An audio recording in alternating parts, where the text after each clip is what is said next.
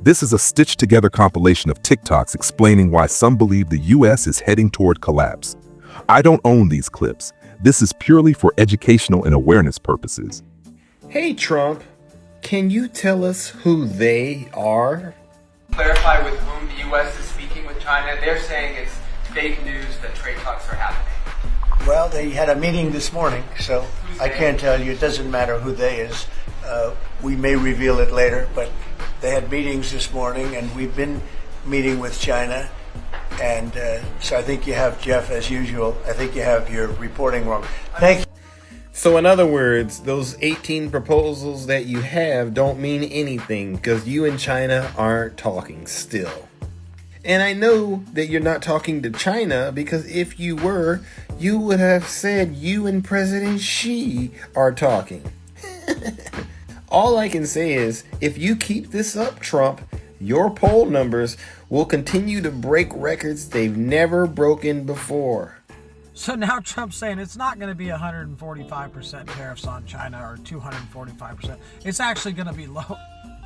And China has not made any deals. Like, China hasn't called him and been like, oh, we're going to fight. Like, this is Trump folding. This is Trump not only showing that he's terrible at negotiations, his art of the deal completely fucking failed, but all he has done is damage the U.S.'s reputation and our economy. Because China is still making all these trade deals with other countries. And they're not going to back out of those deals because Trump changed his mind. Why would they do that? They're not like Trump. Their word is actually worth something. Because people seem to forget, Trump's the one who worked out this trade deal with Canada and Mexico, and then he broke it. Why the hell would any country trust us with any deal that we make when the guy who's making the deal will break his own deals, let alone another president might come in and break them? So all Trump has done is damage the economy and proven that he is the worst deal maker in history. And yet the right's still defending this idiot. Fucking why? Kamala Harris has a degree in economics, and she told us exactly what would happen if Trump was elected and implemented his tariff policy.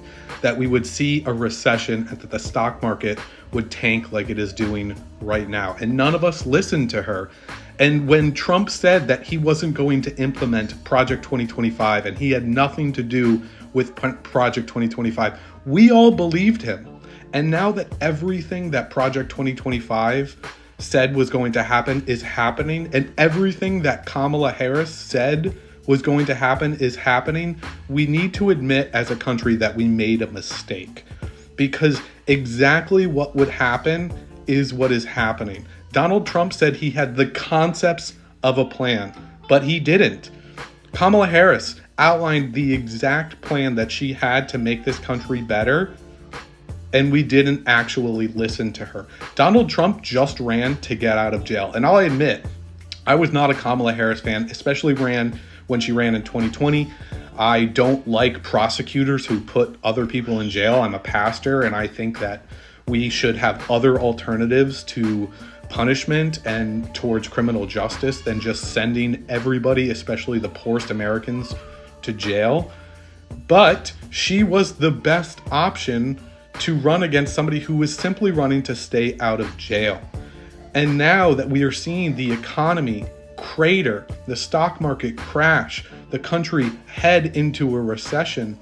I don't like Joe Biden. I never liked Joe Biden, but he never did any. He actually was a great president. He actually, while inflation was going up, he passed the Inflation Reduction Act and dramatically decreased inflation. He kept us out of a recession because of listening to the experts, people like Jerome Powell, listening to the Fed, listening to economists who are trying to create a better country. We actually followed experts instead of what Trump is doing now, which is just going with whatever he feels like at the moment. That is not how you make a successful economy. And so we should have listened when Kamala Harris told us that Project 2025 would destroy this country, would lead us into a recession, would create seniors losing their Social Security benefits, veterans losing their veterans benefits, all because we didn't listen to a woman because she was black and she was a woman. and we listened to the old white man instead who just lied to us. And now we can prove that he lied to us. Project 2025 is being implemented. Even Elon Musk, who spent $250 million to get him elected, has lost billions of dollars. At some point, we have to admit the sunken cost fallacy and admit that we made a mistake, and Donald Trump is the worst thing for this country. So Donald Trump claims that the reason he paused the tariffs is because 75 countries basically called the White House begging Trump to talk to them so that they could cut a deal. Of course, when the media asked for a list of those 75 countries, the White House refuses to name any of them, which of course is no surprise at all because it's obviously a lie. This whole tariff thing follows the exact same model that Donald Trump follows virtually for everything. He does something stupid, he screws everything up, then he reverses the stupid thing that he did and claims victory and claims that it was all art of the deal. And anyone who doesn't understand the brilliance is just not smart enough to understand Donald Trump's art of the deal. It's the perfect excuse for every time the man screws up, which is virtually all the time. Jesus Christ. I'm sure you guys saw by now that this administration just reversed its decision to terminate thousands of international student visas. Why? Because courts across the country were like, this is illegal, this is irrational, and a total clusterfuck. What's sad is this isn't the first time they've done stupid shit like this. This administration has made it a habit of tossing out orders and policies like it's darts. No aim, no thought, zero accountability. They're constantly walking things back after public outrage or some legal shit happened. And you guys still don't see this as a huge red flag? Unfit, unqualified, straight up reckless. Chaos disguised as policy and real people getting hurt is not leadership. Donald Trump's trade war is far from over, and the tariffs on China, 145% on goods coming from the country into our country, are still in effect. Now, I tell you that to now tell you this. China has effectively won this trade war. Trump started a trade war, talked a big game, talked tough. Oh, we're not going to let them get away with this anymore, these bastards at the Chinese Communist Party. And then this week, he effectively did a 180 and admitted, well, we can't keep doing this forever, and hopefully we'll work out a deal with them. He backed down, he cowered, he caved, he is terrified of the ramifications of the ill-advised trade war that he started. He is a coward. But in this case, him being a coward is actually going to help the United States, so, not going to fault him for that. But here's what happened. On Monday, you had the CEOs of Walmart, Target, and Home Depot meet with Donald Trump in the White House. And according to those close to this meeting, Trump was informed by these CEOs that we're not necessarily talking about food prices going up here. What we're talking about is literally empty shelves throughout these stores. And not just our stores, everybody else's stores as well. Your tariffs on China are going to kill American businesses. Well, that freaked Trump out. So Trump immediately comes out and says that he didn't intend to play hardball with China. He's confident the two countries could, strike a deal that would bring the tariffs well below their current levels. 145% is very high, and it won't be that high, he said. It won't be anywhere near that high. It will come down substantially, but it won't be zero. So without any concessions from China, without even speaking to President Xi Jinping of China, with no negotiation on the table, Donald Trump says, well, I'm going to back down.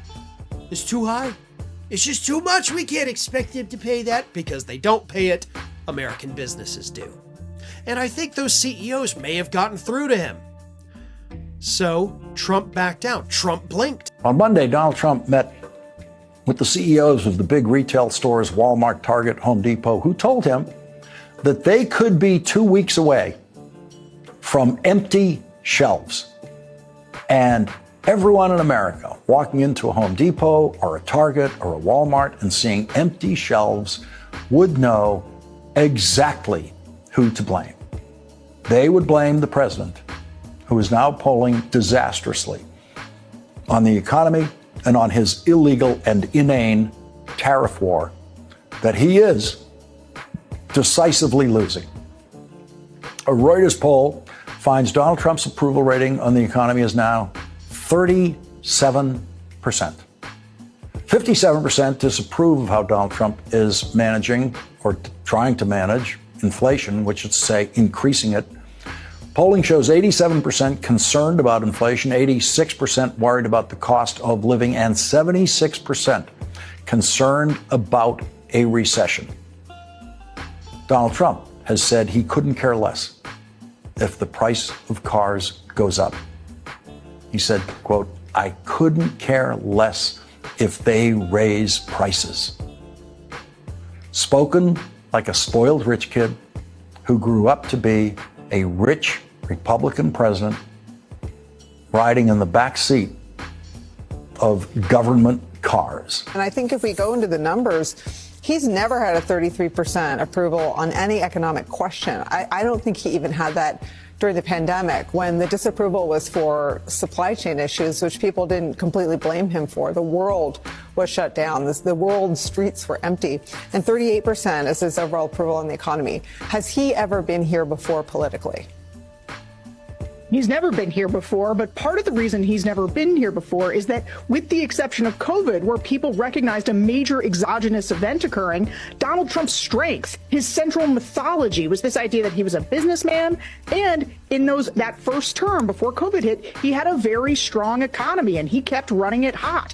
And so what you're seeing right now is people experiencing negative personal consequences as the result of the decisions that Donald Trump is making. And so when Donald Trump's strength, the thing that people count on him the most for, there's two things. One, that he will handle immigration well, and two, that he will handle the economy well, although they're flipped. They want the economy first, immigration second. Poll of registered voters finds that Trump's overall approval rating is now underwater. 44%, that's right, only 44% approve the job he's doing, while 55% disapprove. The president is also underwater on the issues of immigration, foreign policy, the economy, tariffs, and inflation. Trump receives his best marks on border security as 55% approve. Based on Trump's first 100 days, voters are now also less optimistic about the future. 38% say they feel encouraged about the next 4 years, while 51% are discouraged.